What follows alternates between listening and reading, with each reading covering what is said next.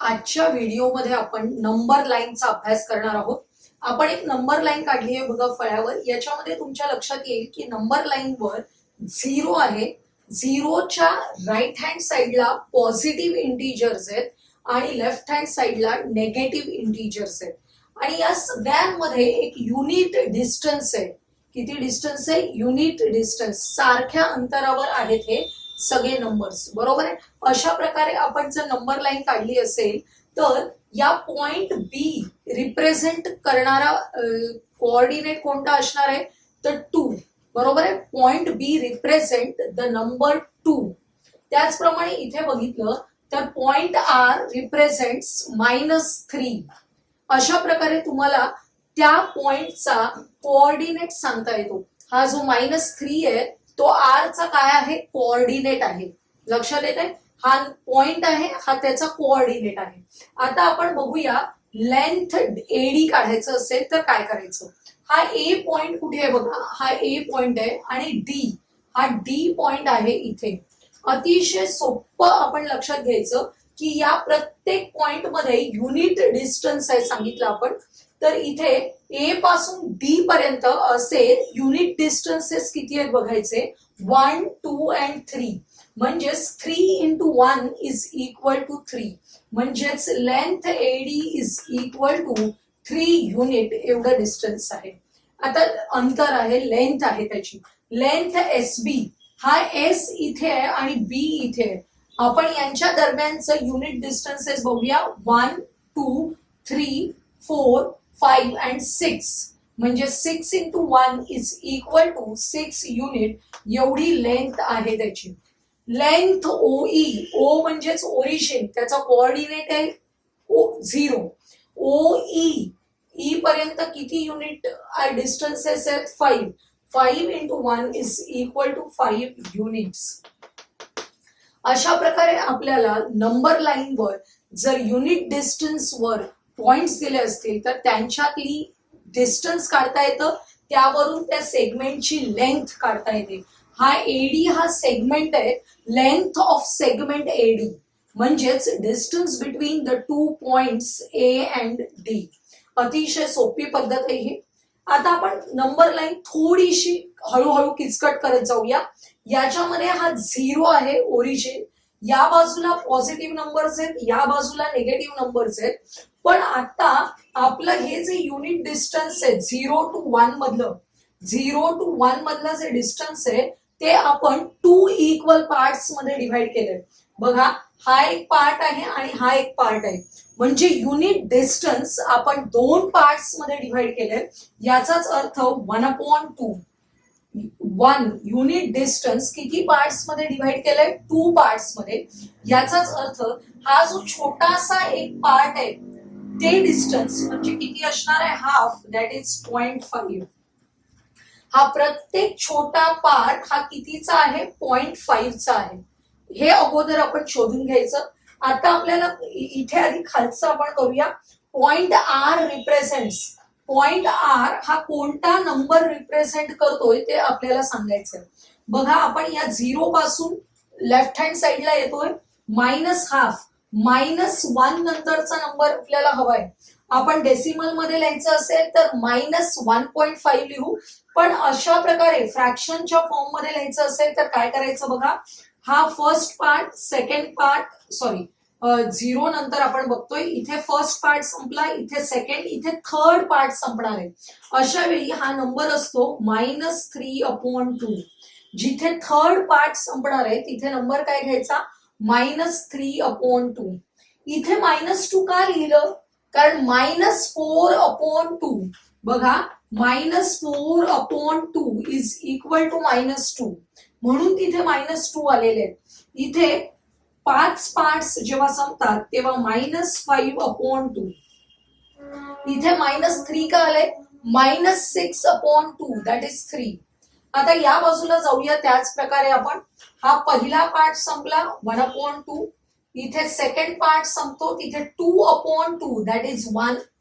इथे 3/2, 4/2, that is 2, 5/2. अशा प्रकारे आपण या नंबर लाईन वरचे मधले पॉइंट्स लिहून घेऊ शकतो आता आपल्याला कोणत्या कोऑर्डिनेट्स विचारले बघा. Point R represents -5/2. Point M represents, M point बघा कुठे आहे, 3/2. थोडं सुटसुटीत लिहिते मी. एम पॉइंट रिप्रेझेंट करतोय कोणता, 3/2.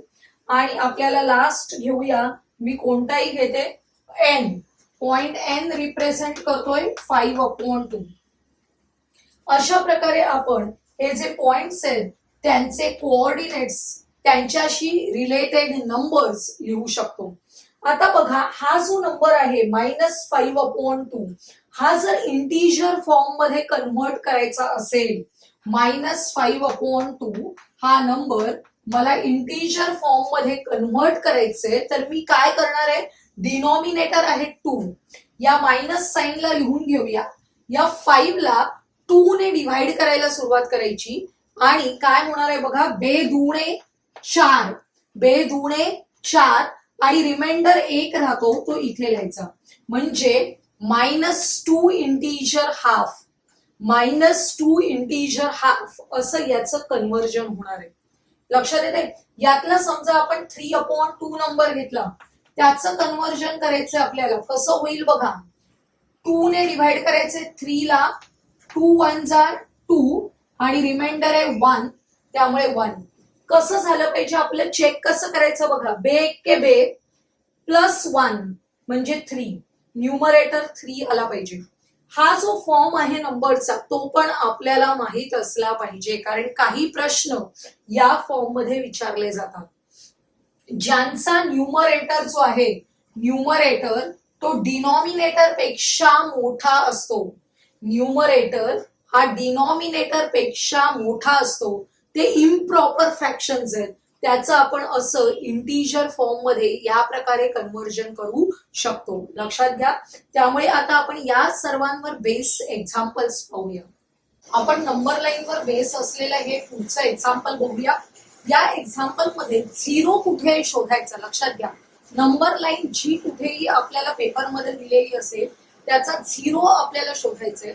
0 शोधल्यानंतर जे एखाद दुसरा नंबर आपल्याला इंडिकेट केलेला आहे, त्या नंबरचा डिनॉमिनेटर काय आहे बघायचं.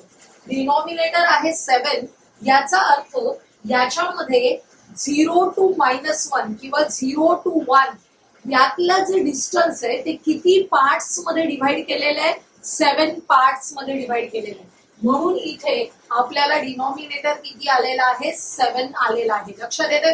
ज्यावेळी असं होईल तेव्हा या 0 नंतर लेफ्ट हँड साइडला आपण येताना काय करायचं, -1/7, हा नंबर -2/7, -3/7, -4/7, -5/7, -6/7, हा -7/7 याचाच अर्थ तो असतो 1 आणि इथे -8/7. याप्रमाणे आपण इकडचे नंबर लिहूया. हा जो नंबर आहे बी, तो -10/7, -11/7, -12/7, -13/7.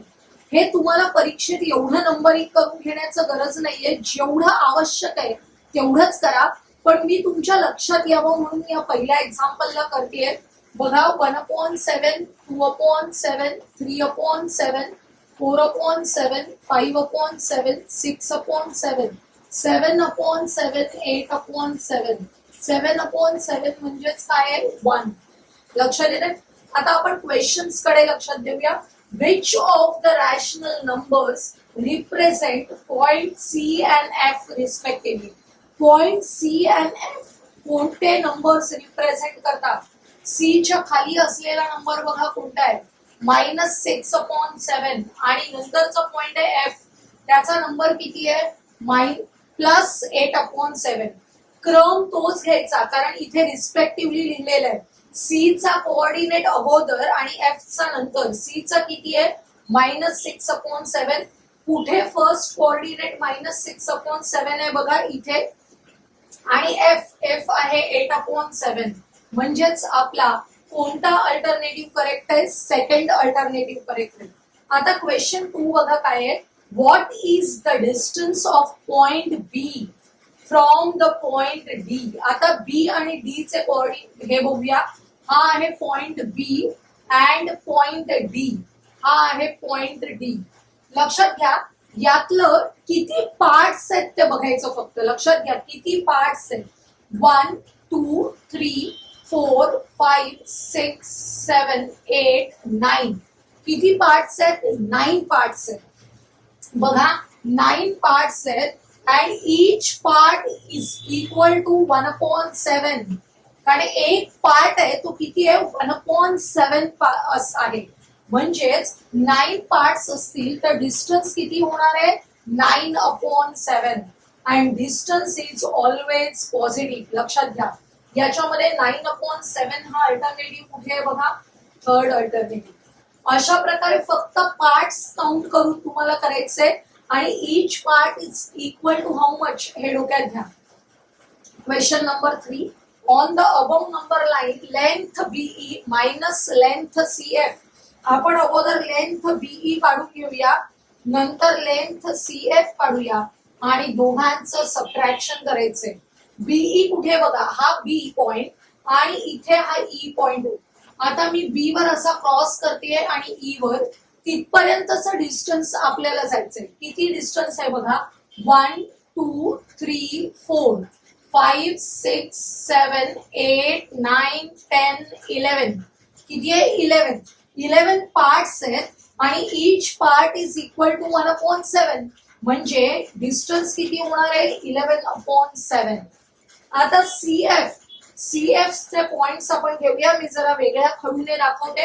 हा बघा हा सी आहे आणि एफ कुठे आहे बघा? एकदम लास्ट. एफ इथे शेवटी आहे.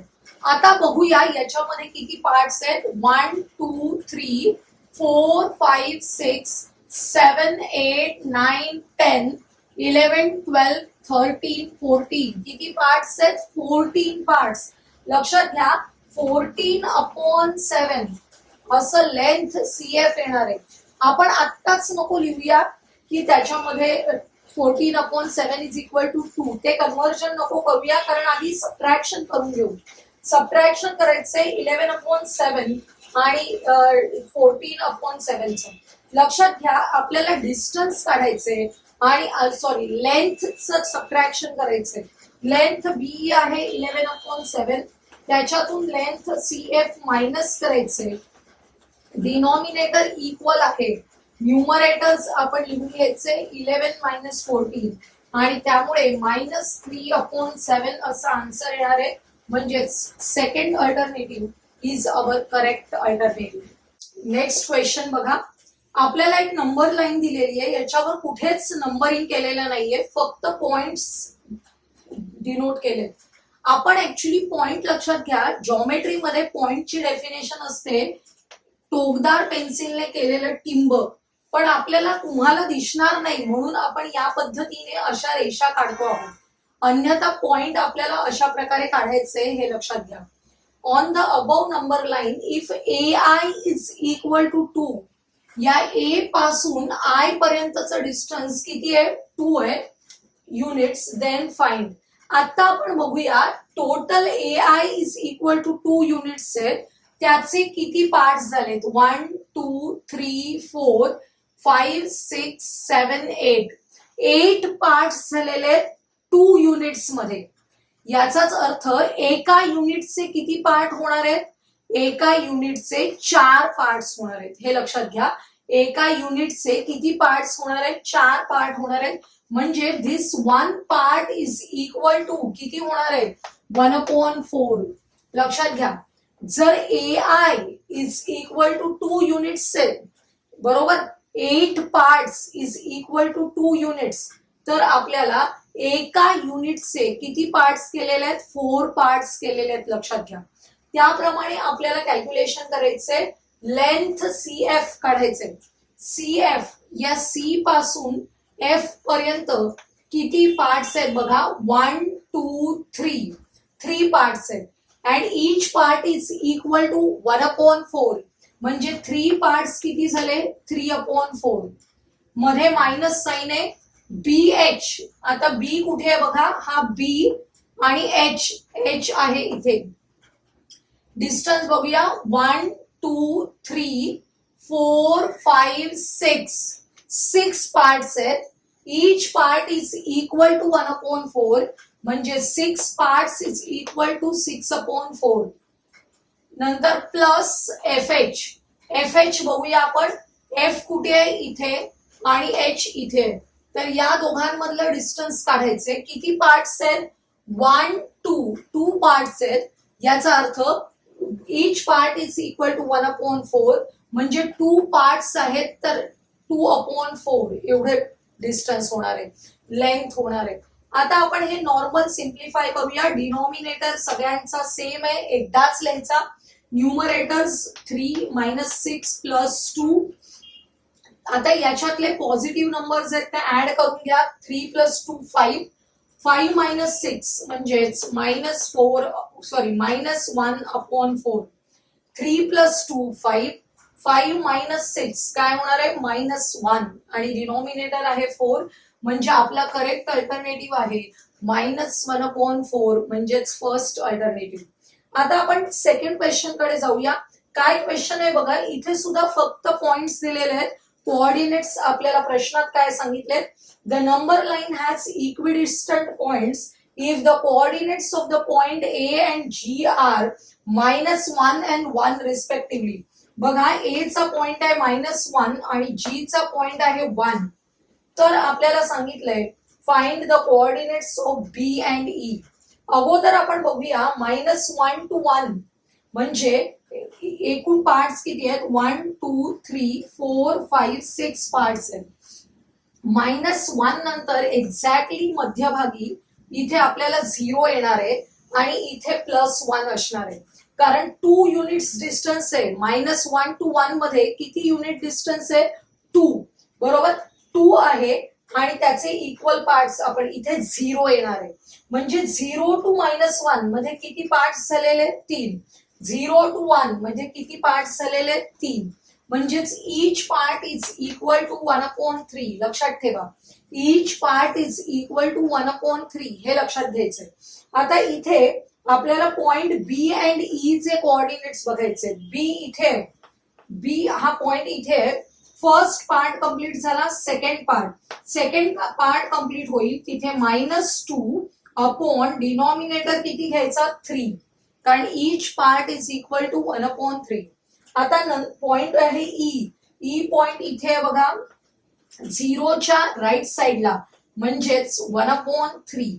अशा प्रकारे बी आणि ई चे कोऑर्डिनेट्स मिळाले -2/3 अँड 1/3. यातला कोणता अल्टरनेटिव्ह करेक्ट आहे बघा. याच्यात पण फर्स्ट अल्टरनेटिव्ह करेक्ट आहे -2/3 अँड 1/3. अतिशय सोपे एक्झाम्पल्स आहेत. Next question.